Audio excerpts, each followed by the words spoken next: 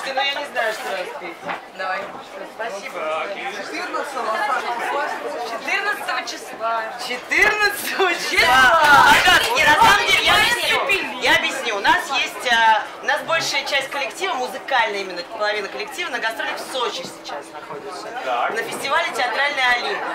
Они там реально сейчас работают, они нас прямо вот, как это называется, посланниками отправились сюда. Это круто. Вот. Но дело в том, что... Ты хочешь соскочить? Я очень хочу соскочить, ты не представляешь, как... Мы все... Почему ты Конуркину не просил петь? Спроси, скажи, пожалуйста. Она не попросила. Она не номинировалась в важнейшей номинации. Что бы она показывала, если бы интересно? Друзья, ну, дай вам просьбу, пожалуйста, давайте чисто по-человечески.